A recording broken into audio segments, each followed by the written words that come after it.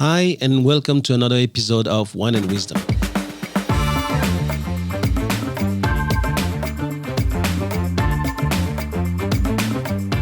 I'm Thomas Hoang, and you're listening to the TL podcast, where knowledge is shared and no one takes themselves too seriously.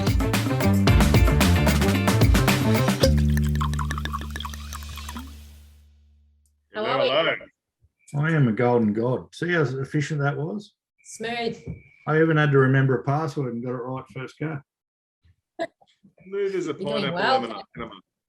Hey? Smooth as a pineapple enema. Been thinking of that one. Hello, everybody. Hey, how are we? How are we? Excellent. How are we, guys? You Yeah. distracted me. I didn't get to finish my pre-drink, so now I've got to... Yeah. It's not like the first time you've had two drinks going at once. No, well, I only brought one glass, so that's a problem. And Chris has had a haircut, we see. Nice. It was Mother's Day, haircut on Monday. Simple. You They've only cut. didn't take much off the top. He didn't take anything, so I reckon he was there I for took a 4 lot minutes off the and paid- top. Thank he was you. there- You're just jealous that you don't have luscious locks like He me. was there for 4 minutes and got charged Italian god that I- $36, I reckon. Hey, listen, just because I don't get a haircut with a dustbuster like you, seriously. I had a haircut today, Louise. Yeah, No, you got nothing on the sides going fresh, on. mate. Yeah. Fresh. I worked out the internet problems, Chris. It was a cupboard. Yeah. Cupboard. A cupboard. That cupboard was Right. there, and because Right. it was there and the modem's right there, the modem couldn't work out how to get around the cupboard. So that's Unbelievable. why I'm looking so beautiful today. And Is you'll it be a able to hear me. lead-line cupboard? Everyone will be stoked because I'll be able to hear every word I've got to say.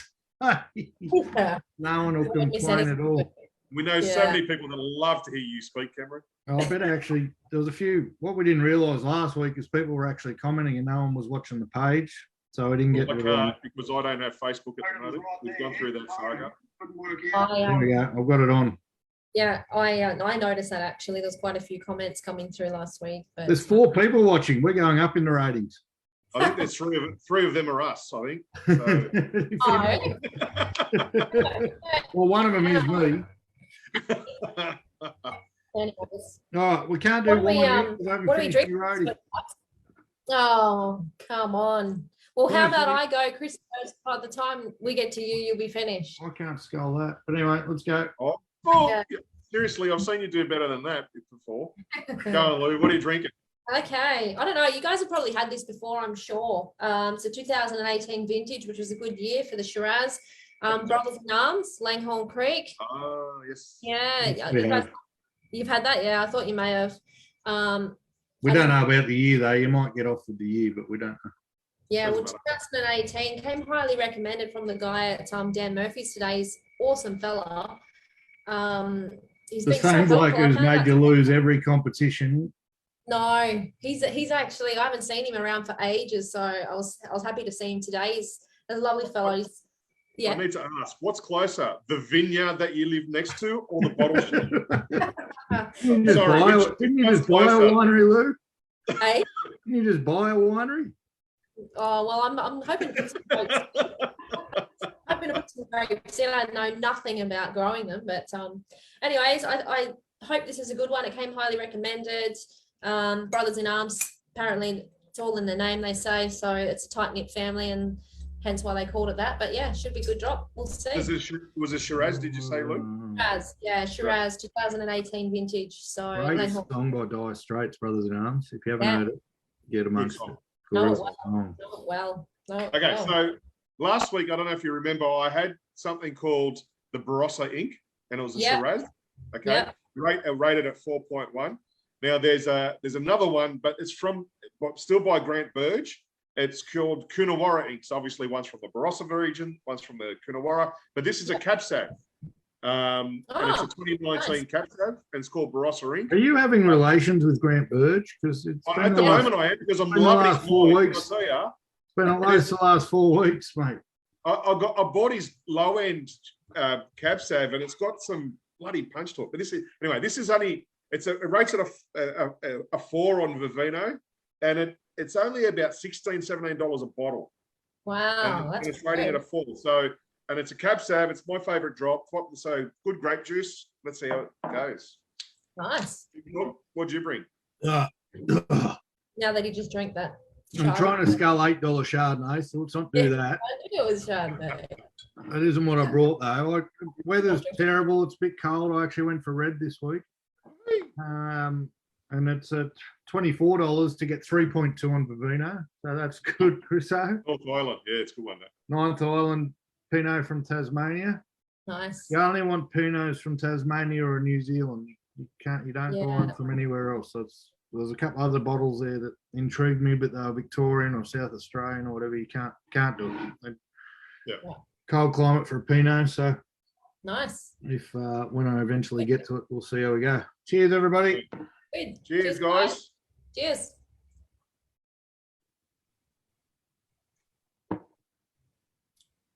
Just would quickly, because I know you guys are very into the news and the studying the news. Has there been anything happen this week at all? Apart from the idiots lying to each other again and general shit on TV. Looks like Ukraine's fighting back. Ukraine's going to win this thing. You watch. Yeah. I mean, I haven't been trying to justify his actions, which were weak piss excuses, but weak piss. Piss week. I've only had a sip. Bloody hell! What's going on? Grant Birch, good drop.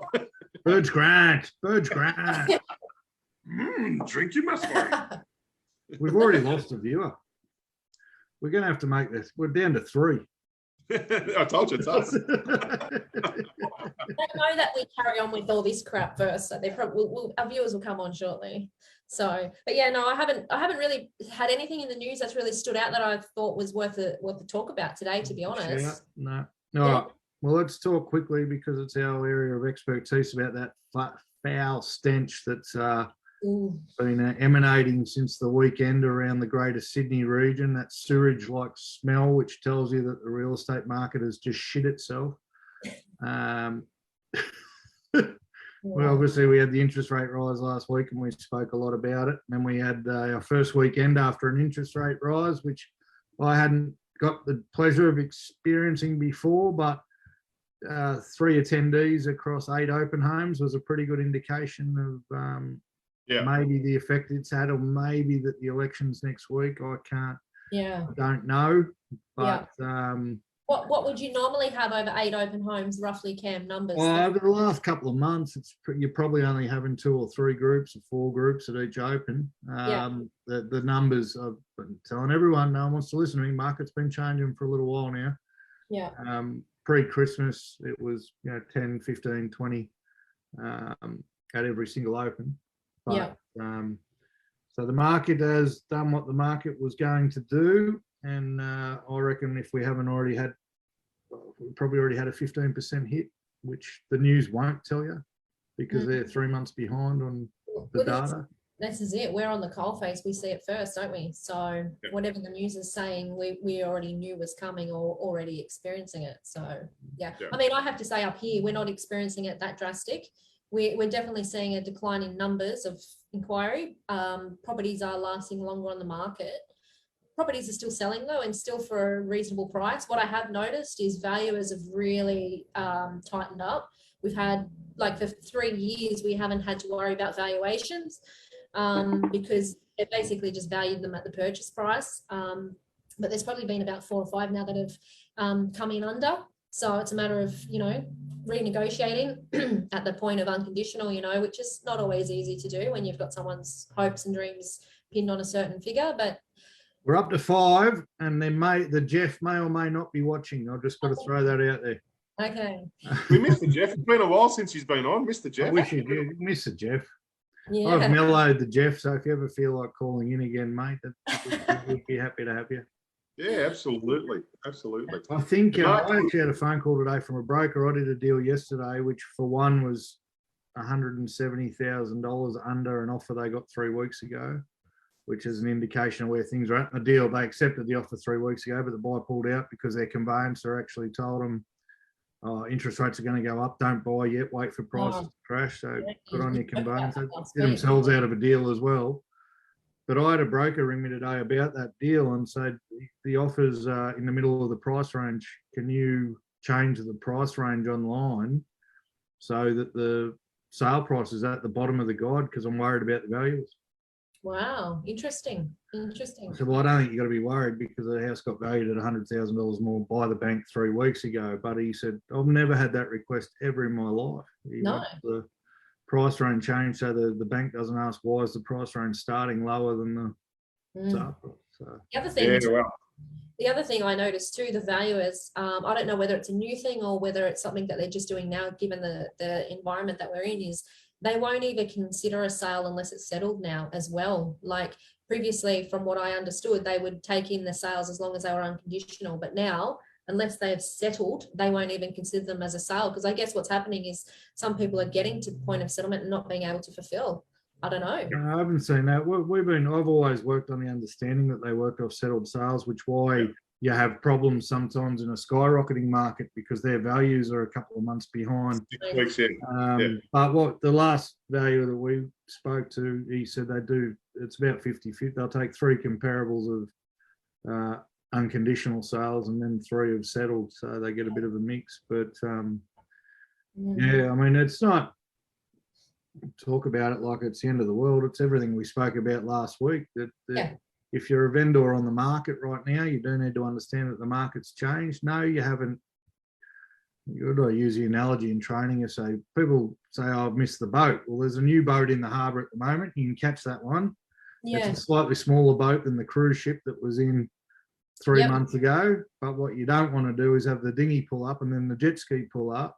You know, if moving is what you want to do, then you can 100% still move. But in real terms, if you're smart in this market, you can still make money. There's no question about it. And if you take the advice of an educated real estate agent, you can still work it to your advantage. We're back to, look, at 15%, we're back to August 2021 prices. Like it wasn't. It's not like that's right. Everyone made 30% last year.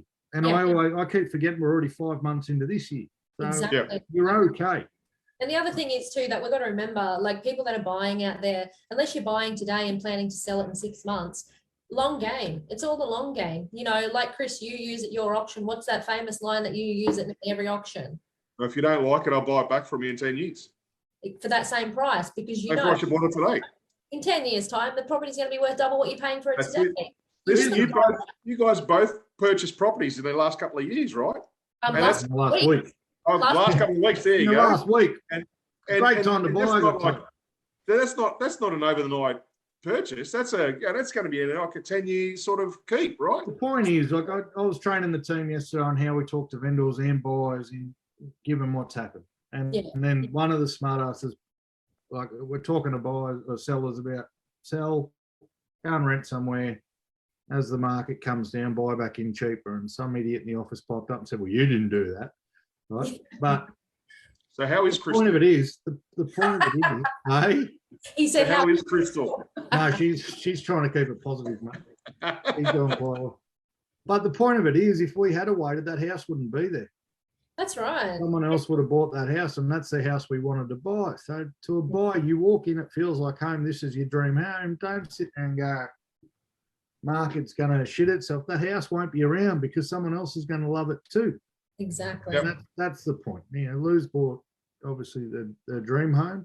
Yeah, exactly. You know, that's it. Like you just.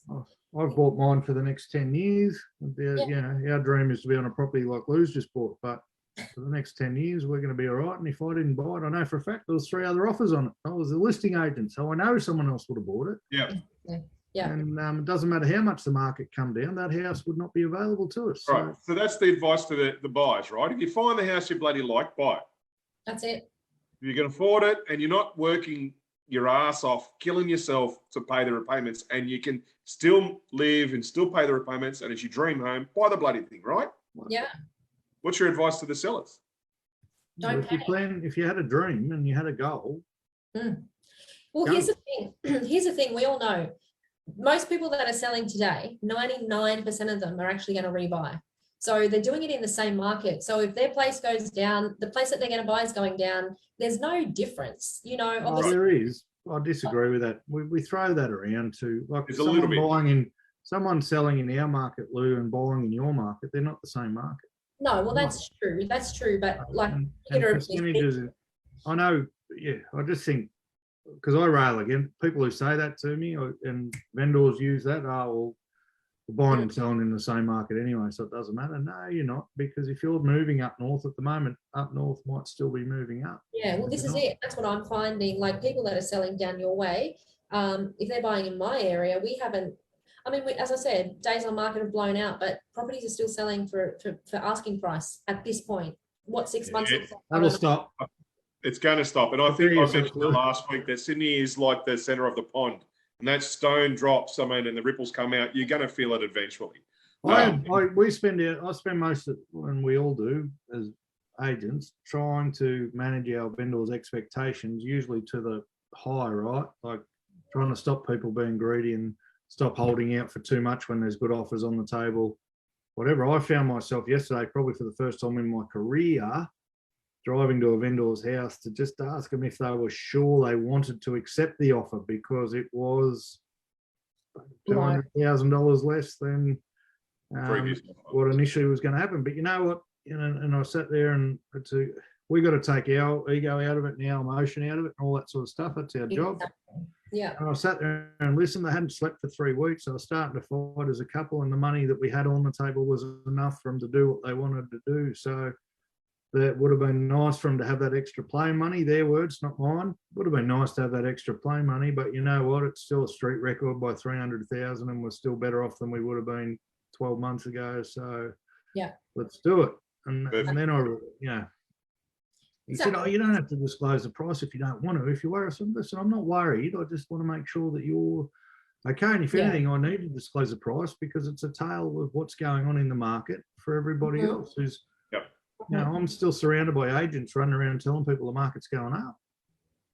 And they go, well, why should we trust you? I've had 2 agents tell me 1.2 and you're telling me 900. Why would we listen to you? I said, well, unfortunately, you're not going to know this until hindsight. But unfortunately, I'm the only one telling you the truth. Yeah. Yeah. When the time come back to you, it's probably going to be worth 850. I said, so we can either talk now or talk in 3 months' time. But to be honest, I don't want to have this conversation with you in 3 months' time because it's not going to be 900. Yeah, exactly. Exactly. So, but yeah, look, the overall message, I think we need people to understand, don't panic. It is a normal thing. The real estate market is designed to do this and always has and always will. But if you drew a line here and looked at the 20-year projection or 100, whatever, property prices have always gone up, always. So it's just a matter of holding and being smart, and you know, we all got to cut back our spending. That's a given, but so be it. And it's not just property that's come back. Have you guys, any of you guys got crypto? yes. No. That's taken a walloping. I did about as good as that as I did about buying a house. I bought that when it was about as dear as it could. I bought that when it was about as dear as it could possibly get, and a day later it shit the bed. Like November last year, Bitcoin was at 92,000 a coin. Today it's at 39,700. Oh, I didn't look today. I bought it at 50. So I'm in the world of shit. So you're down. I got a small investment. No, I did to my wife. And so forth. It's half of what it was last week. Oh shit! It's not a lot of money. It's not a lot of money. It's I had a little tipple, and then when we were driving down to Leadership South Coast, 3-hour drive, 4-hour drive, all those ads kept coming on for cryptocurrency, and I said to my wife, listen, if they're doing radio ads for it now, you know it's the next big thing. And she's like, all right, you can have this much. So I remember we were signing into Peppers, and I was on the phone buying crypto, and then the very next day it dropped $10,000. We got back to square a couple of weeks ago, but from what you're telling me now, Chris, I'm in a world of shit. I better check. Yeah, because I got probably 4 or 5 small ones, you know, and it's across the board. It's, you know, but it's just a bit of fun, I suppose. But yeah, crypto shit itself as well. So and look, I don't know. Yeah, I'm in the shit. I'm at half. I've lost 50%. There you go. Told you. Write it out. I'm glad Crystal doesn't listen to the podcast. Yeah. What was that, Crystal? Yeah, it's half. Half. It's actually half. Oh dear, I don't know what's happened to the share market, but that's probably taken a bit of a hit as well. I'll tell you. I dare say. But I think that's if some people have got some money out there, and as far as real estate, and I don't know about you guys, but in Sydney, there's times like this where people start to come back into the market, and you start to see the investors come back in, and they've built a little bit up. They've got some more equity in their home over the growth they've had. Even though it'll come back a bit, they've still got some more equity there. They'll borrow on that equity and then move that into some investment. So I think that's a part of the market that's going to start to increase. Yeah. It's too shiny. See all the reds? Yeah, that's all dropped. Yeah, That's the share market. Yeah, it's It's all dropped too. Yeah, but normally when the share market drops, bloody crypto goes up. I've been robbed. What's my silver doing? I've got No, silver's down as well. Gold was up. Gold was up a little bit because gold is the next standard to shares and so forth and so forth. Anyway, but I think once the election's passed, I think there's going to be sounding like we've got too much money, Chris. So we've got to be careful. Yeah, mate. no, don't have any money. Don't have any of that. They don't know that 50% of $5 is $2.50. So we've got to be careful. I think that the investment, like depending on how the outcome of this election, I think the investors will come back into the market and sort of help stabilise it a little bit. But we'll see how we go. I can't wait till Labor gets in and shouts people 40% of their house price. Jeez. I know, what a joke that is. What a joke that is. Imagine you're in business with Labor then, aren't you? If you buy a house and they help you out buying it, they own. Like I'm expecting Labor politicians to knock on the door, let themselves in. You know, make dinner, share the bathroom, just go to the gym. Yeah. Who knows? Look, time will tell. But for now, it's business as usual. Like our rental market up here is holding on so well. Like prices are just through the roof, and lots of applications, lots of inquiry, lots of people still moving. So yeah, if you are an investor, it is probably a good time to get back in now while people are sitting there going, on the fence. Yeah. Yeah, absolutely. Anyway, enough of that. Big topic. Big topic. Hey, what? Your topic today, Cam. I'm finally under my wine. Hey, good pick. Good topic too, mate. I topic. like it. Share it with us. It's a scary one. Lying to yourself or lying to others. What's more dangerous? Well, both. But I think the question is, what's more? What's more dangerous is lying to yourself, in my opinion. Chris? Yeah, lying to yourself, I think, is far more dangerous. Yeah. How am I going to pick an argument for the other side? Pretend you're a politician. They lie to everyone. This is normally where TL and I try and pick the other side to you two, but well, we can spin it our own ways. But at the end of the day, I mean, I think everyone would have chosen that sort of that answer. Let me ask you this. Let's see. I raised the topic with someone today, or someone said, "What are you talking about on the podcast?" And I said this, and they said, "Oh, well, they're both the same. Because if you're lying to somebody else, you're lying to yourself." What do we think about that? No, they're not. Not unequivocally, no, or is it a grey area?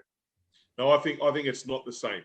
I think lying to others, and there's a positive and a negative spin on lying to others. I mean, being a coach of a team and there's one player that's not the best, come on, Johnny, you can do it. It's a lie, you can't do it, but he's got to try his best and you've got to try and encourage him and blah, blah, blah, right? So there's positive lies and there's those negative lies that we use to avoid confrontation, conflict, losing face, for whatever reason. But I think internally, when we lie to ourselves internally, it's not for those reasons. I think it is for other reasons, and whether it's because you're not going to fight with yourself. I didn't clarify. So the person's point was, just because you're lying to somebody else, you're also lying to yourself at the same time in every instance. No, well, you know the truth. When you say that lie, you know the truth, so you're not. So you can, in my opinion, you can be lying to somebody else and yourself at the same time. That is true, but there are also many times you can be lying to somebody else and not lying to yourself. Like If I tell Ellie Dangerfield she's a great singer, that's lying to her. But me knowing full well she can't sing, I'm not lying to myself. Right? Yeah. Ellie, if you're there. You're a great singer. Yeah. There's Yeah. some people, it's an easy, right? Oh, well, if you lie to somebody else, you're lying to yourself. No, because some people tell lies on purpose, knowing full well they're lies, yes? Yeah. Yeah. Absolutely. Absolutely. Yeah. Definitely. But Definitely. we're talking about what's more dangerous. So what if I tell Ellie that she's a great singer and she quits a job in real estate because she's going to go off on a world tour and become the greatest singer in rugby league history? How dangerous is that for her? Because I think the lies Ellie would have to tell herself would be way bigger than the lies you told her. Yeah, exactly. For her to actually do that. And if she took your advice, she should be shot anyway. But That's how we work, mate. That's how we work. Yeah. There's a difference between asking for it and listening to it, let me tell you. Yeah. I still think though lying to yourself is probably more dangerous because, you know, if we speak from our own experiences, you would never Ellie's one of your mates and good mates at that. So you're never going to tell somebody who's a good mate something that you know is not true. I'm an arsehole. I tell her she can't sing every time she tries. Yeah, I know. But if she actually comes to you and said, Cam, you know what, I'm going to quit. I'm going to go out on a tour and you're going to. What about the 50 friends around her? They go, oh, that was so good, babe. That was so good. We can't control that. That's them and whatever. At the end of the night or the beginning of the night. That's lying to somebody else in a dangerous fashion, isn't it? Yeah, but it's not you lying to somebody else. What about when we tell our kids that you can have anything you want and you know, whatever you dream of, kid, you can be it. Is that not dangerous? Absolutely. And this is what I was saying, but it's dangerous, but I think we're lying to ourselves to start with. Because I think the dangerous thing is on ourselves, within ourselves. I think we're harder on ourselves than we ever are on anyone else. Okay. You mentioned even politicians before. Politicians are getting up there and lying to us every day, and we're basing our decision on who runs the country off those lies. Isn't that more dangerous than telling myself I look good in the mirror when really I know that I'm 30 kilos overweight? And with politics, as has always been the case, we catch them out in one lie and then we have to question everything thereafter that comes out of their mouth. That's just the nature of the beast in politics, because it almost always happens. They promise one thing, they don't deliver. The media lies to us every day. We don't question ourselves. We believe what they say. Isn't the media very dangerous? Isn't that extremely dangerous? Actually, I found an argument. I am on the other side of the fence. Lying to others is more dangerous than lying to yourself. Yeah, I don't believe so. But those, I think we all know, anyone with some sort of intelligence knows to take media stories, politician talk, all with a grain of salt. We understand that. But Who understands that? What are you talking about? I think the majority of people understand that. There are some people out there still lying to themselves saying, no, that must be true. But I think those lies that we say to ourselves, like you said, Cam, you know when you're overweight, you shouldn't be eating the extra biscuit or drinking the extra bottle of wine or whatever it may be. And you think, oh no, it's okay. And you're lying to yourself. I think it's more dangerous for yourself. Yeah. Absolutely. Is that dangerous? Don't I have the right to be happy with who I am? You do, but like if you put it in context though, like you think about people in our positions, right? We all own so if my wife, which she doesn't, right?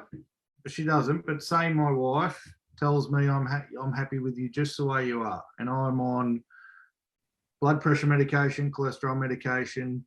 I break a rib if I sneeze. I'm at least 30. At least you're the only one that can make the change. At least you're the only one that can make that decision. Yeah, no, but I'm at least 30 kilos overweight. But my partner, the woman I've married and love, and again, I just want to reiterate, Crystal does not do this because she tells me what she thinks all the time. Yeah. But imagine if she was in my ear saying, you're great, you don't have to change, don't you dare change. In fact, if you do change, you're in trouble. Isn't that more dangerous than me lying to myself saying... Depends on whether you believe it. Like if you know... You're going to kill me. No, because if she tells me that and I believe it, I'm going to die. Yeah, but if you know it yourself... Isn't that about as dangerous as it can get when it's life-threatening? No, because... If you're on all that medication, the doctor's already told you something else. Yeah. So yeah. it's your decision. Who do you believe? The medical profession with years and years of experience, or the wife?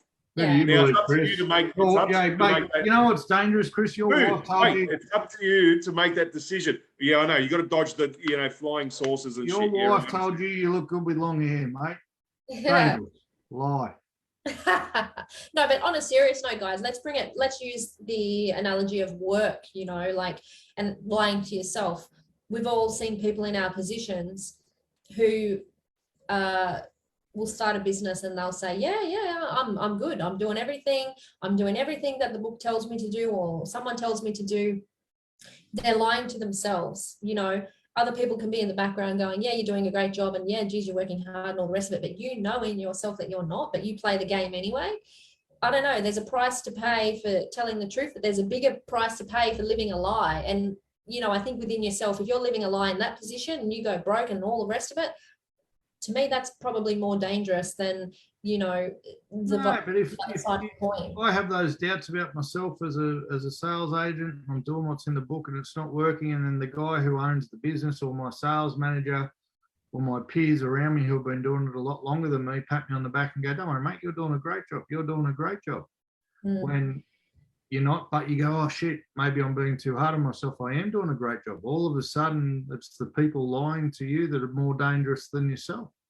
But sometimes, and that's what I said, sometimes those words of encouragement are what you need to maybe get that little bit of a boost. And that's why I said to you right on the onset, there's the negative and the positive side of set of lies. And that positive set of lies is a little bit of encouragement saying, you're on the right track. It doesn't happen overnight. You've got to keep going. Don't stop. But internally, what's worse than staying in a job that you're not happy with, knowing there's something that you'd rather be doing, and lying, going, but I can't get there because I'm not good enough, or I shouldn't do that because of, so forth. And then lying to yourself to justify why you should say somewhere. Yeah. So, I think it's obvious that lying to yourself is always going to be far more dangerous. How is that obvious, mate? Because if enough people tell you you're doing the right thing, one thing we know about human beings is they don't like anyone straying from the flock, right? So we'll do everything we can to keep someone in the herd. We don't like lone wolves, we like sheep, right? So we'll tell them anything we need to tell them to keep them in the herd, even if they're going, right, I'm not doing good enough, but boss says I'm doing good enough, or wife says I don't need to lose weight, or pick any example. Mum says I can be anything I want to be when I grow up. Right? People doing that with their own agenda is way more dangerous than you going, oh, don't worry, mate, you did your best. Okay, but on that mindset, then that person has the ability to take that on and accept that, right? Knowing that it's possibly a lie, and they're going, oh, well, if they're telling me it must be true, or they've got the ability to go, you know what, they're telling me, but I know that's wrong, but I'll keep doing what they're doing. No, because we know that the majority of people don't have that ability, right? We've said it here. Common sense isn't that common. Critical thinking isn't taught. So you can't contradict all your previous arguments, Chris, to try and win this one. I use a line in real estate that says, mate, I don't control the market. You don't control the market. The buyer doesn't actually control the market. The media controls the market. If the media says the market's good, buyers are everywhere. If the media says market's going to crash, buyers nowhere. They control the market. Media is lying all the time, depending on what side of politics they're on, especially during the election. It's funny reading the different papers. They've been wrong about every single real estate prediction they've ever made for as long as I've been able to listen to it. So they're lying to others, and others are forming their decisions on whether they buy their dream home or don't buy their dream home based on what a current affairs told them. And the other line, because the other line I use is, unfortunately, more people will listen to a current affair than they do to the people on the front line. And no one has ever argued. And I know you two can't argue with that logic. So you're actually fighting a dead-end argument. You know I'm right. Lying to other people is way more dangerous than lying to yourself. I don't totally disagree with what you're saying, but I think I'm winning one over. No. Hang on a minute. But the question was, is lying to yourself or others more dangerous? I think if we're talking about us, as in if I lie to Chris or I lie to myself, what's more dangerous? Not if the whole public is lying to us or the whole media is lying to us or whatever. If I tell myself that the market's bad and I don't want to buy, that's okay. It affects me. If I tell somebody else the market's bad and don't buy, which would be lying to them, that affects multiple people who aren't me. Isn't that more dangerous than just little old me? No, or I are we think, so self-absorbed that everything's about us? If I'm I think, hurting myself, it's got to be worse than hurting hundreds of other people. I Right? think it's more dangerous though. Here's why I think Is it's more Vladimir Putin lying and saying, oh, the Ukraine were about to invade us, so we'll blow up the whole country, more dangerous than him going, I know deep down that's not true. That's only hurting himself, but he's just killed how many hundreds of thousands of people doing it. Tell me what's more dangerous. going back to the topic. So knows I'm right. Lying to yourself or lying to others, what is more dangerous? If we lie to ourselves, Chris snuck a little sneaky one in there, saying that. If Not so Sneaky. look, I think at the end of the day, I think if we lie to ourselves, we're denying our own truth, even, and we know better. So we're actually we're what's the word? Stopping our own potential. We lie to ourselves, we're stopping our own potential. It's like, and let's be real, let's all be human and honest right now. Is it easier to lie to somebody else or lie to yourself? What do you guys think? It's easier to lie to yourself. I disagree. What do you think, Cam? I think we lie to ourselves every day. I think we do too. But I think in the whole scheme of things, do you think it's easier to lie to someone else or to yourself? Because when you lie to yourself, you know, and you have to live with that, and you know in yourself it's not right, and you got to, that lives with you, and it stays with you, and it affects you in many ways. But you can say to somebody, hey, listen, yeah, that looks lovely and you look fine. You're only a heartless prick if you lie to someone and don't feel anything about it. Exactly. But that's my... No, it's not exactly. That's not what you were just saying. No, but that's what I'm saying. You're saying you lie to yourself, it hurts you, and you hold that deep. You tell a lie to somebody else and you don't feel anything, then you end up on the CI channel on Foxtel and under Serial Killer Sunday because you don't feel empathy for anybody. Right? That's my question. Is it easier to lie to someone else or to yourself? To yourself. Somebody else. To yourself. Mm. Mate, you're in bed. You're in bed. To somebody else. You know why it's easier to lie to somebody else? Because you need to get up, go to the gym and go, oh, it's all right, I'll sleep for my 5 more minutes. It's okay. It's not okay. Get your fucking ass out of bed. Define easy. It's easy to lie to somebody else because it doesn't hurt as much as lying to yourself. Exactly. You can say what you need to say, walk away, and you forget about it. It's easier to lie to somebody else. But I think it's easy to lie to the missus when she asks me, do I look good in this dress? It's very easy to lie, right? That's called self-preservation. That's called self-preservation. Yeah. I did it once. Look, you know what they say about sprinkling it in glitter? That what? You know what they say about sprinkling it in glitter? I missed it. Sprinkling in glitter. You can't polish the bird loo, but you can sprinkle it in glitter. Okay, fair enough. Or you can roll it in glitter. I may or may not have, may not. Righto. Yeah, but I reckon I'm still winning. I don't know. What's the worst lie you can tell yourself? That you're doing everything you can when you know you're not. And that's the worst. What's the most dangerous lie you can tell yourself? So that's yours, Lou? Well, kind of. I wasn't finished, but yeah, we'll go with that. No, you go. Keep going. Oh, well, I think dangerous is when you tell yourself... must be drunk. I just apologise for cutting Lou off. When you tell yourself you've done everything you can when you know you could have done better. But I think also when we talk about values and virtues and things like that, when we say this is our values and virtues and we don't live them, I think that's the worst lie that we can tell ourselves as well. Because that's the most dangerous. I think so. But if you can combine that into one, when you say you're living your best life and doing the right thing and everything else, and you're not, and you know that. I think they're piss with Chris. What's the worst, most dangerous lie you could tell?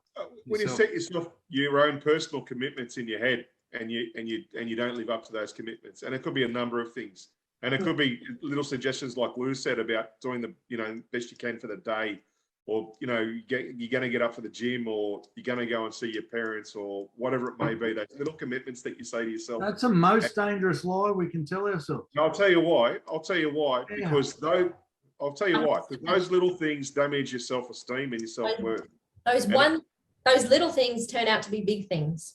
It's the accumulation of those little chips that create cracks, and those cracks turn into big problems later on in life, mate. Mm-hmm. And that's why I'm saying it's far more dangerous to lie to yourself, because you're doing it constantly. It's like Chinese water torture, where they one drip at a time, one drip at a time, one drip at a time, and it'll send you crazy. And before long, you think, well, I'm no good at that, because you've told yourself the lies that I can do it tomorrow. You don't do it tomorrow, and then it just gets to a time. I think someone's internet stuffed up again. Move the cupboard, Cam. Move the cupboard. Rearrange your room, your bedroom. But whilst he's frozen, we'll carry on, Chris, because exactly what you're saying. I think part of the biggest lie that we can tell ourselves, or dangerous lie that we can tell ourselves, when it does. Hang on, it's coming back. I can hear you now. We're back. Just whilst we're on that, exactly what Chris said. When it comes to family, these little things, when we say we're going to be there, we're going to turn up, we're going to make sure we make that carnival. We're going to be not the most dangerous. I think you're miles off. You're not thinking deep enough, guys. Honestly, you haven't let me finish. If you hear what I'm about to say, those are the little moments, and I know you love all my Brene Brown teachings, but those are the little moments in which you build trust and connection and relationship. You should wife swap one time. Lou, you can have Grant Burge or Burge Grant. And you can have Brene Brown. Perfect. But those are the times in which we connect and build those moments of trust, which add up to be a lifelong. So that's a lie you're telling other people, Lou, not yourself. No. But these are commitments you're telling yourself, Ken. You don't have to tell other people. Yeah, you tell yourself. She's saying if you make commitments to other people and don't turn up. No, what I'm saying is. You took it out of context. You make a promise to yourself that I'm going to do this. I'm going to call such and such. I'm going to do such and such and so forth. Those little commitments. Yeah. But you're talking, we're not going deep. Prepare to have your minds blown. Hang on. You both prepare to have your minds blown. Okay. Because before I got on here, I thought the answer was it's more dangerous to lie to yourself. So I'm going to jump on your side of the fence just for a second. Okay. And then I'm going to completely destroy you, because when I asked myself what's the most dangerous lie you could tell yourself, my first answer was, it's not my fault. That is the most dangerous lie you could tell yourself. And then the second answer clicked in, and our little mate, I reckon I know what our little mate's answer would be if he was here, and he's not, he's on a plane. Probably the most dangerous lie you can tell yourself is that you're not good enough. Yeah, probably. This is what I'm saying. No, it's not what you were saying, mate. It's if you make commitments and you don't keep them. If you tell yourself you're not worthy, and you tell yourself you're not good enough for success, and you tell yourself you're not good enough to get out of bed and go to the gym, that's not making a commitment. You articulated what I was trying to say. Right. But so the two most dangerous lies you can tell yourself are, it's not my fault. Yeah. Because that turns into lies to other people. Oh, it's everyone else but me. And that will lead you nowhere in life and cause you a lot of trouble. Can I ask you guys a question on that, Cam? I'll ask you, do you guys say that to yourselves at all? It's not my fault. Because it's not my responsibility, not my fault. But I think no, people do it every day.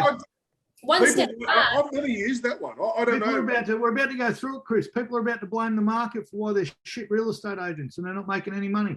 Right? Yeah, people are about to blame staff for why they're not making any money. And I'm not saying we here do it. I'm saying what's the most dangerous, right? It wasn't what we tell ourselves. Okay. But hang on, is that a lie or is that an excuse? Because there's a very big bloody difference. It's a lie. It's not my fault. It's a lie. It's their fault. It's always on them, Lou. That's how it is a lie. If they go, it's not my fault. But the thing about it is, it goes further than the example. Especially if they believe it. Fuck that. It's not my fault. It's not my fault is every single aspect of your life. And that's where people don't get. I've spoken about this before. The success principles, Jack Canfield. Until you admit that you are 100% responsible for everything that happens in your life, you will go nowhere. And people then go, well, I got cancer. That's not my fault. No, but the way you reacted to getting cancer is your fault. Yeah, yeah. So the outcome, and his algorithm is E plus R equals O. Event plus response equals the outcome. The event itself, you got cancer. How you responded to it, that determined the outcome, not you getting cancer. So every single aspect, good. And you know what I love about E plus R equals O? You get to take 100% responsibility for all the good shit in your life. Yeah. Right? You get to say, when people go, you got lucky, you get to say, and this is the first time I'm going to swear on this podcast, you get to say, fuck you. That was my doing. But you don't get to do that unless you go, shit, that was my fault when something goes wrong. Yeah. Okay? We are a world full of people who take all the credit for the good shit and none of the credit for the bad shit. Yeah. So my initial answer is that's the most dangerous lie you can tell yourself, is it's not my fault, because that means you're not in control of what you're doing and your life is determined by other people, which we know isn't true. And you know deep down it's not true.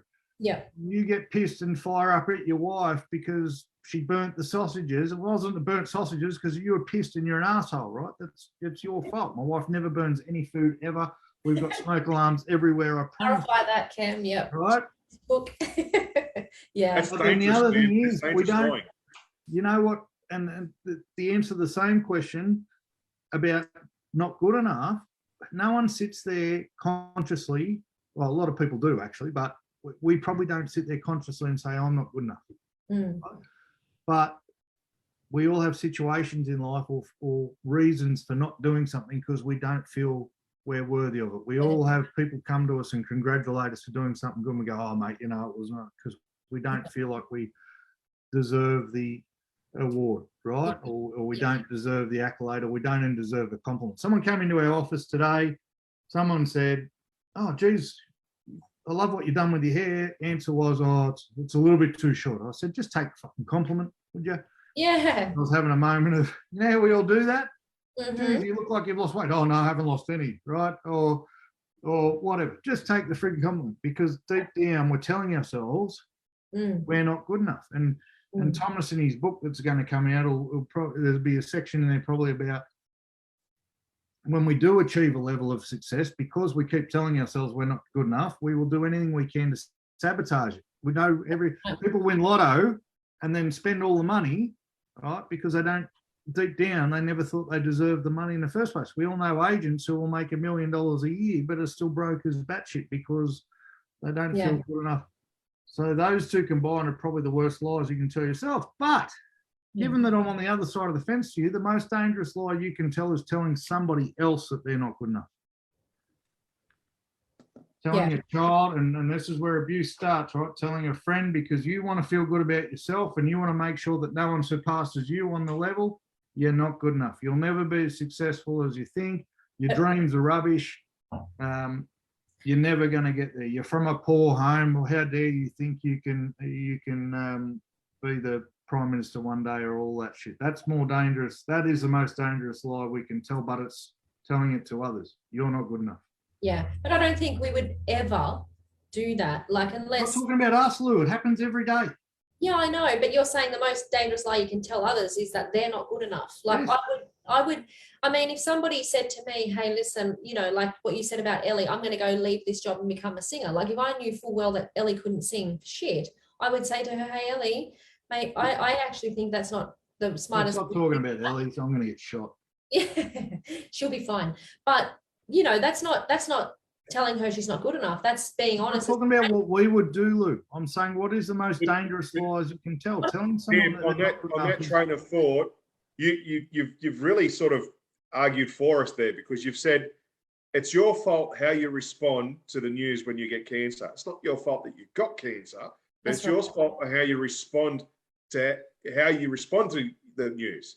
So wouldn't it also be then the biggest thing would be how we respond to someone saying you're not good enough? Yes, wouldn't for a that be while, more but dangerous how you responded to that? yeah. And I used the to lie think of believing it, or the lie on accepting it. When it then falls on us, not the I person. used to think the same thing, Chris, until someone said this to me: environment will always overcome will. So if you're surrounded by 10 people telling you you're not good enough, it doesn't matter. If you're still in that situation and you don't leave it, or don't have the ability to leave it, or think you don't have the ability to leave it, then eventually even the strongest minded will end up believing that they're not good enough. Mate, battered what they That's say. bad of women, but it goes both ways, so I won't do that. But domestic violence victims stay because they are beaten into submission that they're not good enough, and this is their lot in life. Right? Yeah. That's scientifically proven. That's beyond anyone. So It's the old saying. I'm right at the same time, because it is still your fault that you're stuck in that situation. It is still your fault that environment overcame will, but environment will always overcome will. If you're in an office I wasn't in a good environment when I started, I left that environment, right, and started my own environment. But many, many, many, many people have stayed. Many, many, many, many people careers have failed because regardless of how good your positive intentions are coming out, and again, if the little man was here, he'll tell you all the time about how many absolute killers in real estate leave his training program only get destroyed the minute they go back into the office, because there'll be a team member, a manager, or an owner who couldn't bear to have them do better than them. Oh, of course. Right. And so then the most dangerous lie that comes out is you don't believe what you learn at training. The real world doesn't work like that, blah, blah, blah, blah, blah, blah, blah. And you know it's right because it's happened in all our offices, right? You know, I'm not telling porky pies. So again, other people's words will hurt you way more dangerous for you than your own. Yeah, I don't know though. I totally hear what you're saying, but I think it's what we tell ourselves every day is what we live and breathe and act upon. And we've just said it here that, you know, the event equals what is it? The response. The event plus response equals the outcome. That's right. So if the event is what we tell ourselves and we respond in that way, that equals our outcome of how we work that day, live that day. That's all your fault. Love, dream, do whatever that day. So I think what we tell ourselves, lie or not, is probably more dangerous than anything else we tell anyone else. No, mate, dangerous. What's dangerous? So if 100 people die or one person dies, what's more dangerous? It depends what they died of. And Sorry, I missed that. My internet broke. No. So an event happens. There's an event that happens. One person dies or 100 people die. Which event's more dangerous? Well, obviously, you would think that the event where 100 people died had to be more dangerous, but right. You can't say that. You can't prove that. It could have been a bomb versus a bullet. Like, you know, it's a hard one to answer. Your internet off. So, well, Chris is getting upset. Chris is firing up at the kids. I bet his teenagers have just come home and logged into. All right, so let's go. We're down to 2 listeners, so it can't possibly get any worse. We'll be all right.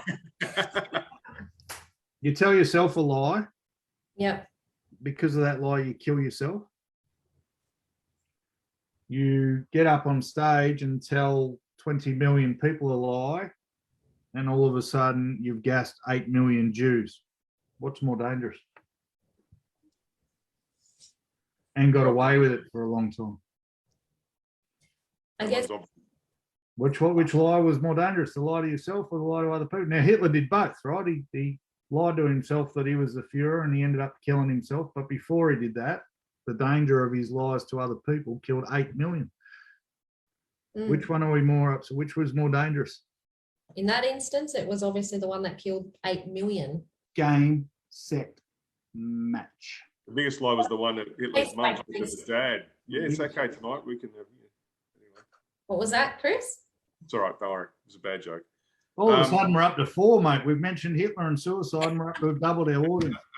No, but seriously, there's my point. And I know it's an extreme example, but lying to somebody else has the potential to affect way more people than lying to yourself. And look, someone will come back and go, well, killing yourself affects other people too. 100% it does. Still not the same circle that would be affected by telling. Yeah, on that scale though. But if we're talking about most dangerous here, we're not here for silver medals.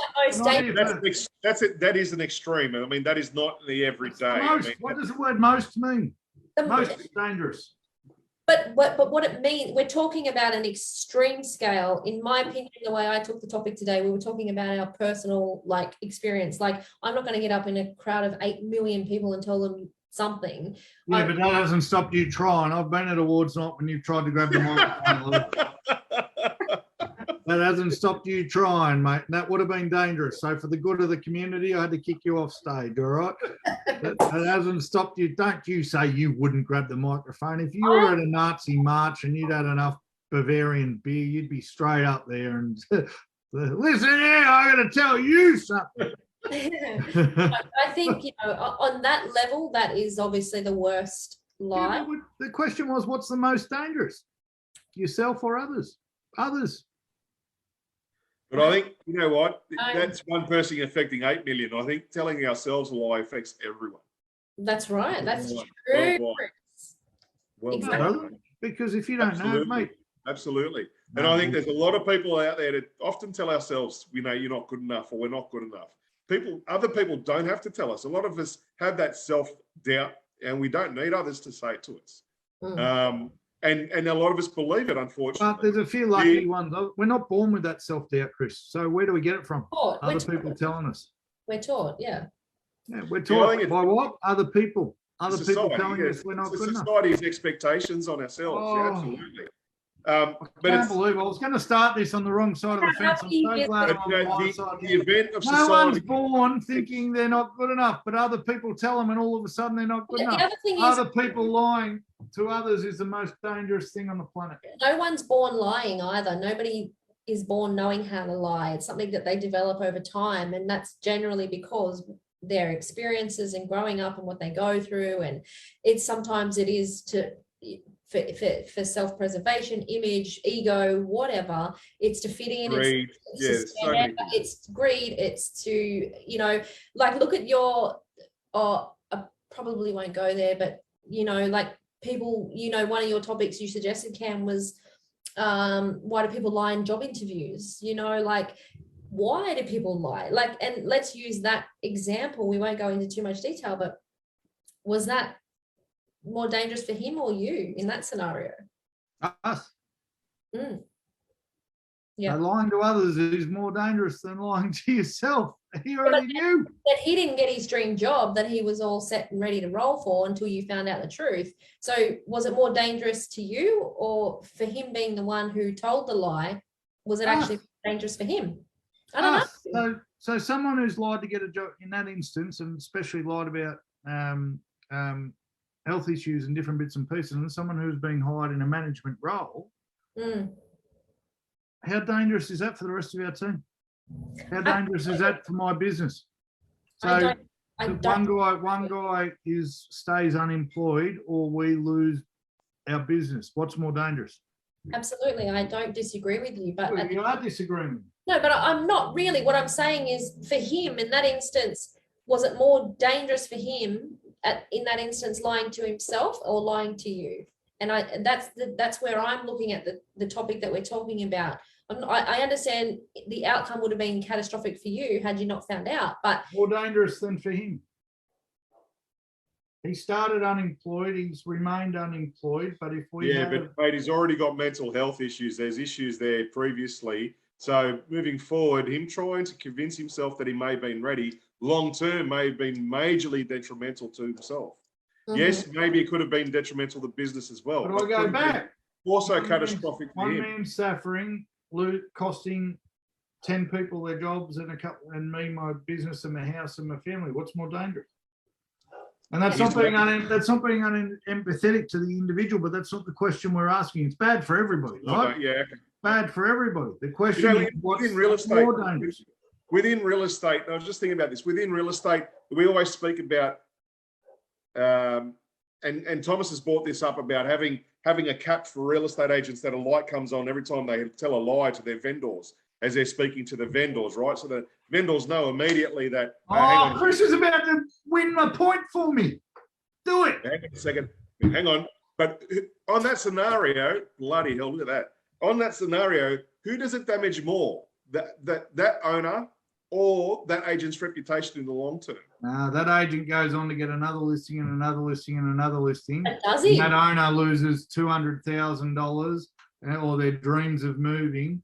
Mate, you've just made my point completely for me, because we all know shonky agents that are still in business. We all know shonky agents that have made millions and millions and millions of dollars, but we also all know are they every morally owner bankrupt? Is it all money, mate? Are they morally bankrupt? Have they given up their morals, their values? Are their family crumbling? For them, it doesn't mean dangerous. We might think it's dangerous. But we don't know that. You're making that judgment for them. We don't know what's behind the scene, Cam. Please put the gun down. You're making me nervous. Put the gun but down. The other question is this, like, and on the other side, I'm not holding a gun to your head, Chris, but I'm right. We've had this saying before. We've all heard this saying, buyers are liars. Because we know, even I did it when I bought my first house. What's your budget? Oh, my budget's $650, but they didn't know I could spend $750, right? Yeah. And buyers are liars. There's this saying, buyers are liars. Now, is it damaging the buyer more, or is it damaging on the other side? No, buyers aren't liars. Real estate agents haven't earned the trust of buyers. Right, okay. We're going down a completely different... I'm using the old analogy. No, but the old analogy is actually buyers are liars and vendors are worse. Yeah, but buyers are liars, but they also can't tell the truth, is what I say, because you know what, a buyer doesn't know what they want to spend until they see the right house. And I think going back to what Chris is saying is, in that instance, if the buyer said they had 650 when they really had 750, is that worse for the buyer or more dangerous for the buyer or more dangerous for the property that they were going to buy or the relationship with that agent? You know what, in that instance, who really knows? I mean, they could have missed out on 10 great homes and bought one that they didn't really like, but at the same time they could have saved themselves $100,000. So what is the talking about, guys? That's where we're going to superficial levels, right? So no, I think honestly, I think the buyer example is a superficial level, because buyers won't tell you. I work in a town here where, let's just say one of us, I believe one of us is working ethically and one of us isn't. So when we have buyers come to Ellie and I, and they've been working with this other mob, they won't open up to us. They won't tell us what they're really looking for, and they definitely won't tell us how much money they really got. And if we tell them we've got an offer on a property, they won't believe us. And then we sell the property and they come to us and go, sorry, we should have believed you. And from that point forward, all our buyers, all our best buyers are the buyers that have had to deal with us twice, because it's taken them one time to realise that we don't lie, okay? And that's because real estate agents are arseholes. Our industry is morally bankrupt across the board, right? And if you're the one good agent in an area, or the one or two good agents in an area, you're fighting an uphill battle the minute you walk through someone's door. So the minute I pick up the phone or walk through someone's door, usually the first thing I say is, look, I know I'm a real estate agent, right? I know I don't actually like them, and you're going to have to trust me. And if you can't trust me, we're not going to be able to work together. In a sense where an agent has lied to a vendor, so dangerous. Yeah. In the instance where a buyer has lied to us about how much money they got, I don't frigging blame them, because the majority of us don't deserve to hear the truth, right? And that's not dangerous. They miss out on the first house and then they'll buy the second house, right? But we know too many people who have made millions and millions of dollars lying to vendors, and still do, because and that's what's going to come out in this market. All those people either keep lying and go broke, right, and get found out. And I don't know how they sleep at night, Chris, but how do serial killers sleep at night? How do sociopaths sleep at night? People sleep at night. That's a different story. They lack the empathy gene. They lack empathy altogether. So they have. But again, lying to others is way more dangerous. Yeah, but I think when it comes to lying, if you're not a sociopath, if you're not a what's it called when you're a constant liar, a pathological liar. If you're not a pathological liar, which is a medical condition, right? It could be the biggest word you've ever used on this podcast. Sorry, say that again. That could be the biggest word you've ever used on this podcast. Cheers to you, sir. I won't ask you to spell it. I won't ask you to spell it. I'm just saying. P-A-Q. Pathological. P-A-T-H-A-L-O-G-I-C-A-L. Yeah! Come on. Well, I think the A is supposed to be an O, so pathological. But anyways, carry on. Go again. I'm in trouble if I'm taking spelling lessons from you, Louise Fleming. Just saying. I went to Marta Day, not Doric and I. Mate. And he loved English too, Lou, and he's Mr. Celia, and he loved reading, and he loved writing stories, and blah, blah, blah, blah, right? Yeah. Marta Gay. You went to Marta Gay. Did you hear it? I did, mate. And not that there's anything wrong with that. No. No, don't turn this into, hey, see, lying to others this whole time. I think I've actually won this argument so far. Okay, so You've let done me- nothing to convince me I'll- that lying to yourself is I don't Let think me productive you to lying finish. to others. So, let Chris finish. so I think these, and we'll use the example of the agents that are continually lying. But I know they know they're lying, right? There's no that they lack empathy. I think they build up scar tissue. And a lie starts at this big, and then they get used to that big, and then they can go. And it's like working a muscle. That lying muscle becomes really, really well. You're lying honestly right now believe- because you're talking about something you got no idea about. When was the last time you worked a muscle? my tongue. Yeah. So I honestly believe these people know they're lying. They get better and more tolerant of the repercussions personally. But I do believe it will have an effect in their lives. Karma can't not bite you in the ass. Doesn't, Karma, mate. it's got to come back to them. You brought up, Yeah. you brought up a saying before, mate. Buyers are liars. What about another one? Nice guys finish last. Well, it doesn't catch up to them. It doesn't catch up to them. Not in that sense. Because you know what happens? They lie once, they get paid $30,000. They lie again, they get paid $30,000. They probably started their career going up. How about this? Okay. I'm going to be the only honest agent. I'm never going to lie about the price of a house. Never, ever, ever. How about Until they realise they haven't got a listing, until they lie about one. Then they lied about a price and I went, oh, shit. Got the listing. And oh, shit, might have taken 6 months, but it eventually sold $500,000 under what I told them, but I got paid. Then we go, How about this? frenzy, How about mate. this, Keep though, going. guys? Like, let's look at this as an example, okay? And I had this conversation with somebody yesterday. Long story short, Lou, when you Just bought once I want Steve to jump out of the dark there and then he'll jump out. He'll jump out. He's still learning the ropes. He does have no idea about technology. But anyways, somebody said I had a conversation with Maddie yesterday. Maddie, who works for us, and look, it basically went along the lines of when I sold my first house. The first time I wasn't in real estate, I did what most owners do. I went with the cheapest agent. And at that point, this is how I came into connection and met Darren and end up working for Darren. I chose the cheapest agent because in my mind, that was who was better for the job because it was the cheaper one. Okay. That person never sold it, was never going to sell it, listed with Darren. Darren sold it, great price, much, much more expensive, led to my job. And now I'm here 13 years later, 14 years later. But at that point, and I was reading something today when I was trying to do a little bit of research, at that point, and the thing that I found was, did they lie to you about who they were, or did you lie to yourself about who they were? And in that moment, I think what I did was I lied to myself about going, okay, well, if he's that expensive, but has the runs on the board, either everybody else is an idiot and I'm the smart one, or I'm the dumb one and everybody else is smart. But I went with lying to myself. Well, they obviously must, if they're the cheaper agent, they obviously can do the job as well.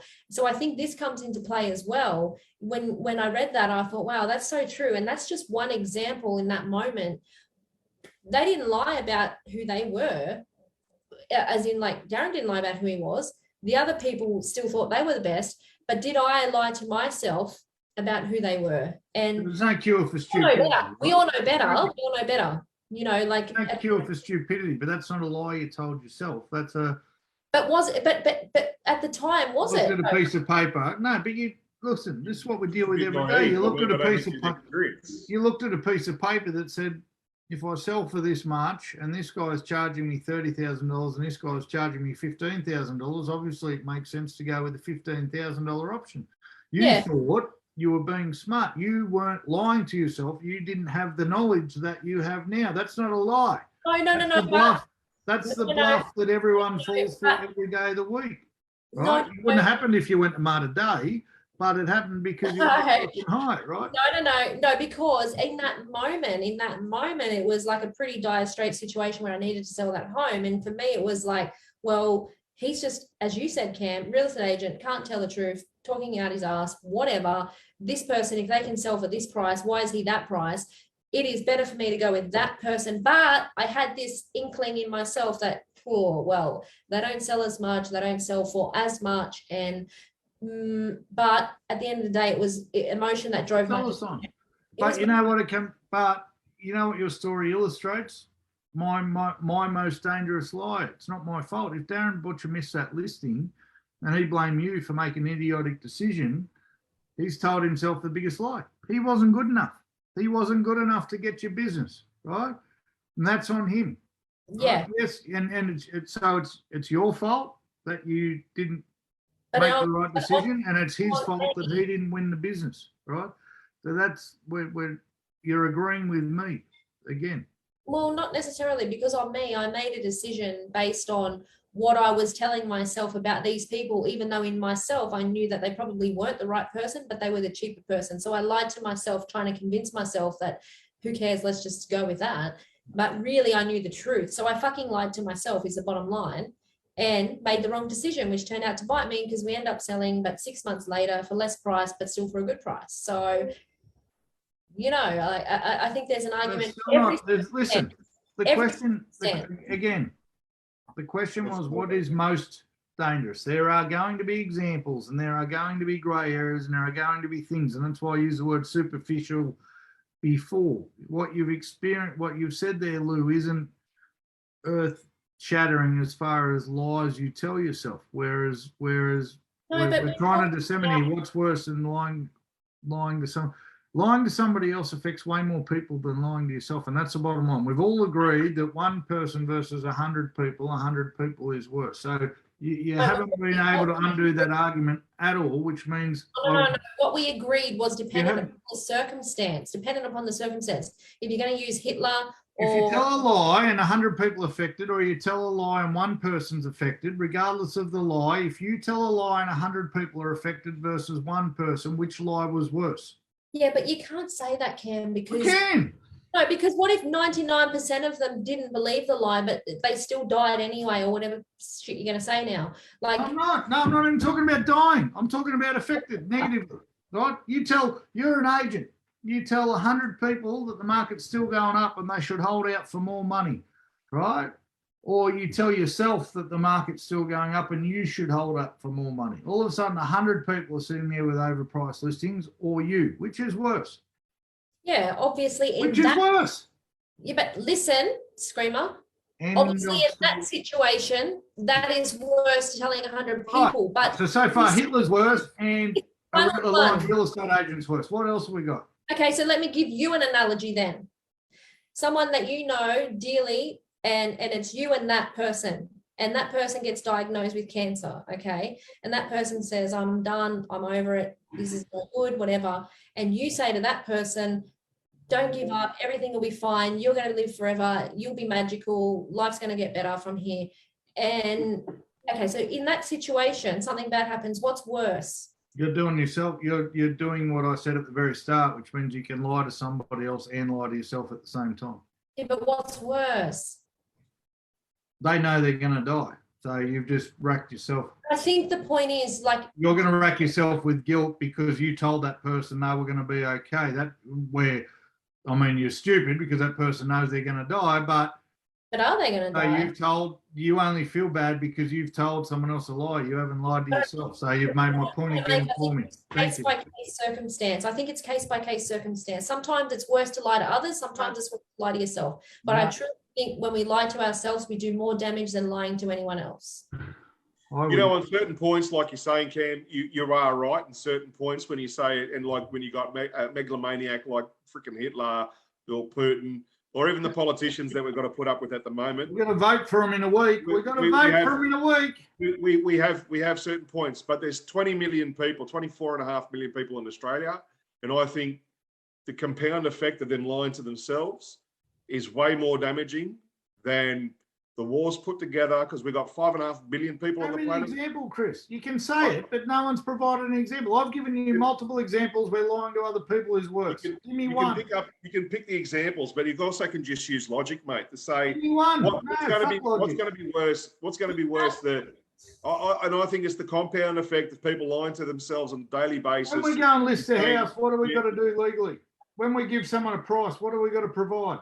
Show comparables. Evidence. Yeah, I'm not. You haven't shown me one shred of evidence. I'm giving you an opinion. The Department of Fair Trading is going to find the shit out of you because you haven't shown one shred of evidence. Giving you an opinion, and like you said, the majority of people would be telling themselves they're not good enough, or the majority of people are telling themselves, "Oh, it's all right, we'll do it tomorrow," or I worked hard enough," or whatever it may be. They got that from somebody else. And that is a compounding effect, mate. And I think over a long-term period, that compounding effect over the millions and millions of people and the billions of people on the planet, I think it's way more dangerous. And even they weren't born with those majority of people ideas. know. Majority of people know when they're being lied to. I believe the majority of people know when they're being lied to. You are right when you said, Cam. You are more the surrounds that you are the people that you hang around. Environment always overcome. You're the sum of the 5 people you hang around. It's one of the laws of the universe. It's hard to soar like an eagle when you're surrounded by turkeys. Around the barbershop long enough, you're bound to get a haircut. Your haircut, right? So, but I still believe that those majority of people know when they're being lied to, or they can feel it. Yeah. And it's the lie they tell themselves to accept that lie, which is more damaging. Yes. And I honestly believe even the people that were following Hitler at that time, a lot of them knew it was wrong. But they did it out of fear. Bang. Boom. I've mentioned it on here before, but stopped. I want you guys to read the 4 agreements, not because you have to agree with it. I just want you to read it. Read them. Nothing that we have in this life came out of the womb, right? We didn't have any not good enough when we were born. We didn't have any that's not my fault when we were born. We didn't have any concept of what society was when we were born. We didn't have any concept of success when we were born. We didn't have any concept of failure when we were born. We didn't have any concept of anything. Yeah, we get in the 4 agreements, he calls it domestication. Right. Domestication is brought about by other people. We only know what a car is because somebody else told us that is a car, that 4-wheeled thing over there. Same reason we can speak, mate. Same reason we can. Right. Absolutely. So the most dangerous lies in the world come from other people, because without those lies, we wouldn't have any thoughts, whether our thoughts are right or wrong. Whether if I say I'm good enough, that thought has come from somebody else. All right. If I say I'm not good enough, that. All right, let's take it back to the basic level of primal man. Let's say it's a bloke. He's by himself in the middle of nature, and he's got to jump a ravine, and he goes, "I can make this ravine." And he lies. I know someone who used to listen to this podcast and say, "I choose the hard worker, not the guy who knows how to jump ravines." But I've noticed she stopped watching the podcast, so I think I won that argument, right? But yes, sorry, Chris, go on.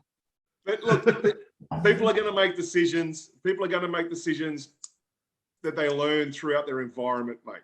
So whether you live in a city or on a farm or by yourself in a Friton Tibetan temple or whatever it may be, you're going to make decisions you learn from your environment.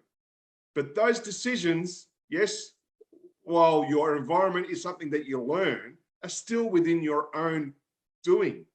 And you said it in the 4 agreements. Oh, I didn't know. The 4 agreements says that everything we know and learned has come from other people. That's what the 4 agreements No, okay, but what I'm saying, he also says it's our responsibility and it's our answer. Event, response, outcome. Yeah, not everything we do comes from other people. Like you look at the kids that grew up not knowing their parents, adopted, lived on the street, homeless, and they've grown up to be the most, experienced doctors that save millions of lives. Like you can't say that their environment made them who they are. There's another book you should read. It's called Outliers. There's exceptions to every rule. Right? Okay. So we're talking about the majority here, not the rare freaks of nature, because I know being one that not everyone's like me. You consume more alcohol than your average man. Oh, we're going around in circles. Here's first of all, I'm just going to ask, how do you guys, do you feel that most people can detect when they're being lied to? Yeah. Do you feel the majority of people they have that feeling, they know? Absolutely. Do you know what? Not yourself, but majority of people. Do you think the majority disagree? Of people it's a hard one to say, because when I first heard you, then I thought you were talking about us as individuals. And I think because we've got that training and we learn to read body language and signs and all the rest of it, we know. I don't necessarily know the average. What? You don't know? Steve you get off this podcast every week and Steve tells you you've made sense and you go, yeah, I have. He's lying. What? Do you know what? I can read a lie. Lying. You should talk more, Lou. You should. You know what? I don't think you did enough of today, babe. Was talk. Oh, shut When up. those guys asked you for one answer and you gave them 10, you should have given them 100. Your hair looked really good this time. Oh, Yeah, that one backfired on you. stop it. No, Here's the but thing, Chris. seriously, I think as a general population, and me included, because I'm trying to live in a world where I believe everyone's telling me the truth until I prove otherwise. I'm fucking useless at telling if people are lying on yeah, but you know, minor stuff, job interviews included. And I think as a 99% of the population, we're the same. And part of it is lying to ourselves, because when we get told something good, we want to believe it. but do you know what though? I have to say, and I don't mean to bring the man-woman thing in here, but I think women are much, much, much, much better at detecting lies than men. Men Not will little ones. You sit there and watch Days of Our Lives every fucking day, and that's what you're I basically. haven't fucking watched Jesus Days of Our Lives Christ. ever in my life. Thank you very Judge much. Judy, yep, she knows what she's doing. I wouldn't even know the first thing about Days of Our Lives. Thank you very much. But I can tell when someone's lying to me. Well, Ridge is married married Dawn for the 14th time. I can tell you. So The you story's going, mate, guys. No, I can but tell you about Days of Our Lives. I wouldn't have a clue. Saturdays. I wouldn't have a clue about that, but I can always tell because I watch the signs, I watch the body language, and I think just being a woman, and I know that's bullshit. you both have got women, wives. Nah. It's something that we have. It's absolute. It's a bullshit. sixth sense. It's a thing. No, Intuition. Women's it's an intuition. intuition thing. Like, how do you know what? We all have the same intuition. It's whether we choose to ignore it or not. And I'm sorry, but you've brought men and women into it. I'm not saying either of us are better, but women are just as susceptible as men to it. No way. A man is much more likely to go, that's bullshit, than a lady go, oh, I'm not so sure. Trust me. No way. Hey. No way. Mate. No way. I would put my fucking life savings on that statement alone. I can tell you right now. I know what you just paid for your house. I'm not interested in the $4 you got left. I've got less than Especially since we thought we were borrowing at 80%. It turns out we're borrowing at 130. Exactly. but I think there's a thing, and I know it's like women, like you explained, You like are mothers. so wrong. It's not funny. No. Mothers. Like, you know what? Like, you talk about mothers, and there's something with them. There's something's wrong with one of their kids. You'll hear them say, I didn't sleep last night, or I felt something was off, or whatever. The next day they wake up, oh yeah, your kid's in hospital, or something's happened. Every single time in my life. So guys don't have that. I'm not saying guys don't have it. I'm just saying women are better at. I'll tell you a story. I knew my wife was pregnant before she did. Yeah, but that's probably because you tuned into the awareness, where women are more likely to tune into that. Blokes are more like, oh yeah, she's cranky. She's, No, you never said your wife's pregnant. She rang me and I was driving around a roundabout. She goes, I got something to tell you. I said, you're pregnant. She goes, yeah. what? Well, how many times does a woman ring you and say, I've got something to tell you? I mean, like. No, what'd she say? We need to talk. So then, to shoot your argument down, how many times has the woman ring and said we need to talk? Fucking heaps, right? Oh, yeah. Heaps. We need to talk.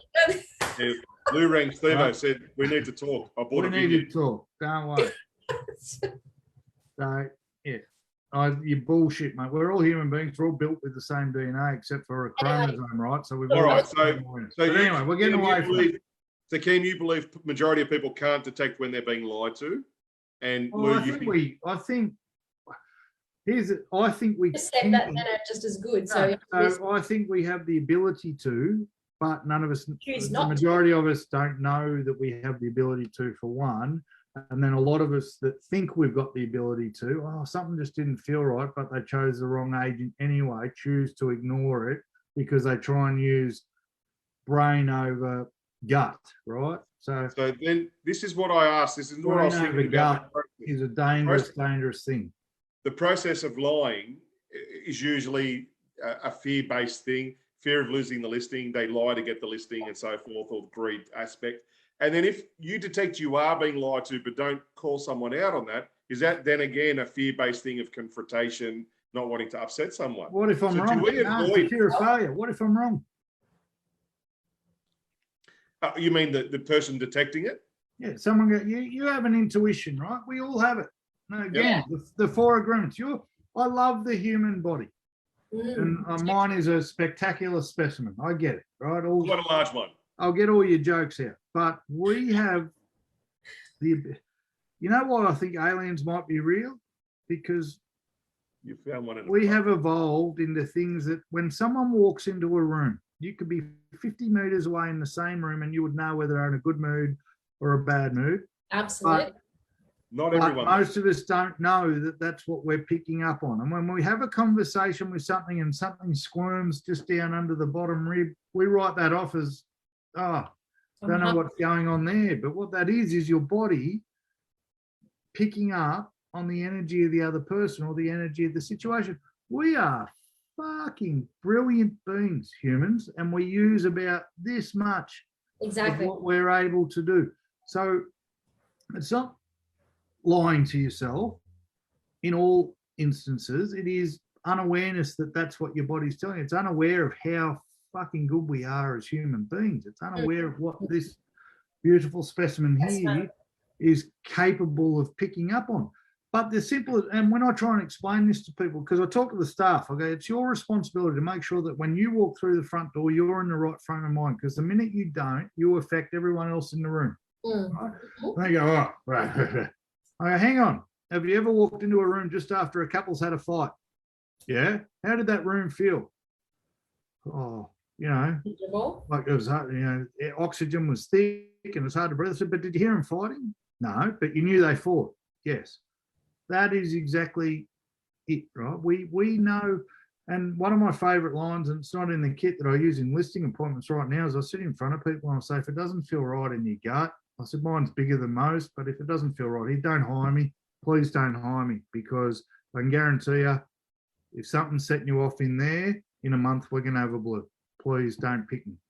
Yeah. Right? And that's not lying to yourself. That's a lack of education about what we're actually capable of. That's how many. But Cameron, I don't think a lot of people would have the cojones to sit there in front of our owners and actually say that to them. No, but because I've read and because I've educated myself, I know these things, and I don't want that in my life, let alone in their life. Yeah, right? yeah. But I also know, because I'm saying that, I've just built a layer of trust that no one else will build. Yeah. Right? But how many ladies, to Louise's point, because there's a myth out there that more men cheat on women than women cheat on men.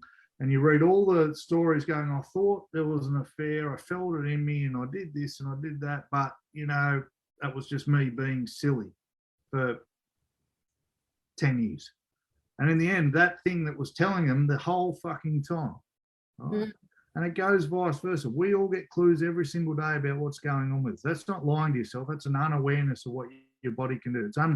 You don't know how fast a car can go until the engine blows up because you drove it too fast.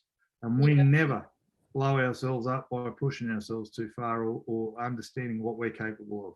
But at the same time, it's also not necessarily an unawareness that some people have. It's not trusting their gut when their gut knows better. And we talk about that too. Not knowing to trust your gut. That's what I'm saying. That's right. Remember the Empower seminar we did back in Hornsby RSL with that lady? I cannot remember her name now and I feel terrible about it. But she put sparkly things on her head and she said, no matter what, like think about walking around with these sparkly things. You walk into a room and straight away, if there's sparkly things that are up and you're connected, you feel that. But if you walk into that room and that there's no connection, there's no energy, there's no, you immediately know, whether you have an awareness of that immediately, but something in you says, we're not connecting, this is not right, this is not, you know, there's no gelling here. I think everybody has that. Everybody has that. It's like, I know, for example, like someone will meet somebody for the first time and they'll go, oh, I don't know, I just didn't feel like that person was a nice person, or that person was weird, angry, bad, sad, depressed, whatever. Everybody has something that they're aware of. It's their gut that tells them, you know, and I think that's the difference as well. I don't think that men, I think women are just better on picking up on those things. I don't think men are bad. I think men are aware of them, but I think women understand it more and act on it more. I think that's the difference as well. Let's wrap this show up. Who's having the I actually think I won the argument. I think what Let's take a vote. Let's take a vote. Yeah, no, I Yeah. actually think we're going to watch this one back and go, Cam articulated his arguments better and made more sense. Having said that, I came into this thinking that the most dangerous lies you could tell are to yourself. And if I'm asked honestly, except I've almost converted myself, so I'm now not 100% convinced. Honestly, I'm like, fuck, maybe it is more dangerous to be lying to other people. But really, the most dangerous lies you can tell are to yourself. And what it will show, and we know someone who's full of shit. When you know someone's full of shit and they look 60 instead of the 40 that they are, that's how dangerous it is, because lying to yourself will age you. It will erode you. It will fill your body with toxicity all the time. It will lying to yourself about where you're at in life, or that it's other people's fault, or that you're not good enough. Not good enough will stop you doing anything you're meant to do in life. It's not my fault. We'll do the same thing, but worse, it'll make you blame other people. The problem is, we just talked about the intuition and the gut feeling. When you blame someone else for something that deep down you know is your fault, and again, I'll bring up the 4 agreements. It talks about your inner judge. The minute you spit out bullshit, your inner judge goes, you're full of shit.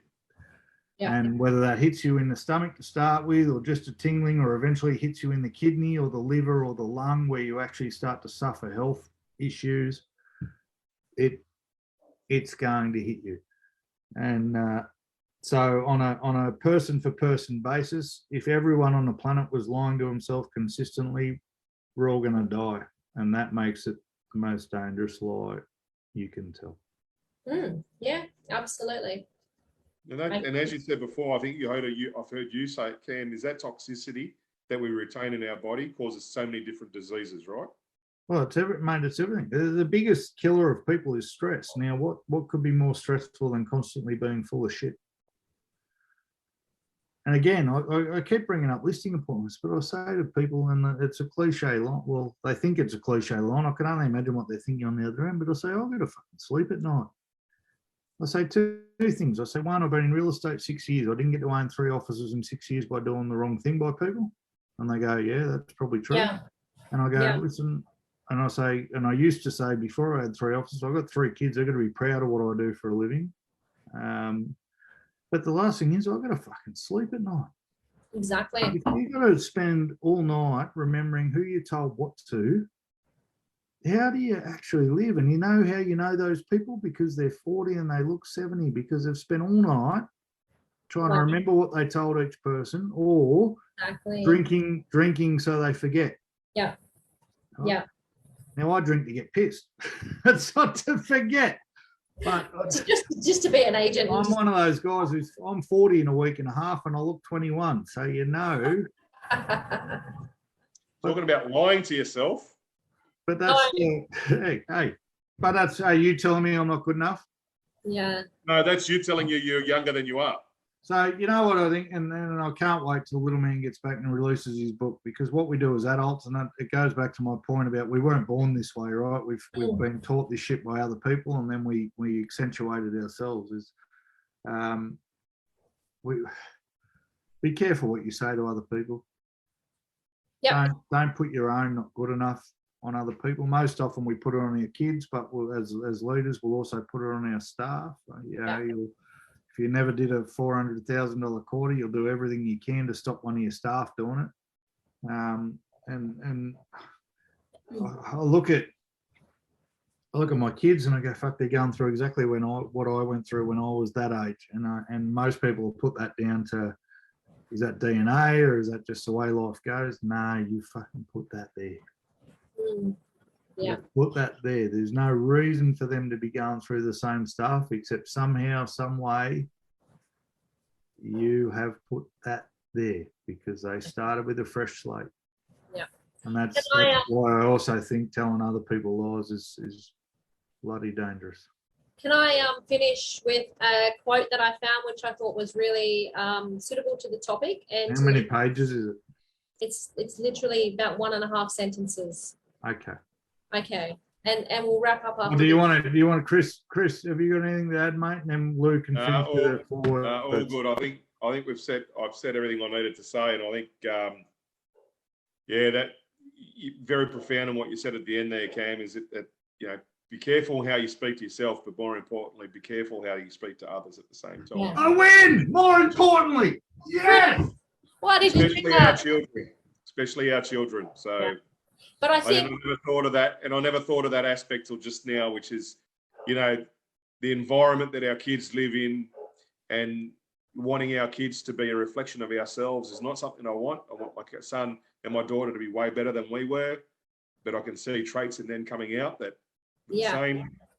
Some are for good and some aren't. So yeah, absolutely. Very profound. Very, very profound. Yeah, absolutely. And I think this is why I really, when I read this the other day when I was doing some research and stuff, I thought, wow, this really, no, it's not Brene Brown. Surprise, surprise, it's not Brene Brown. But I thought it was really topical to the conversation and who we are as leaders.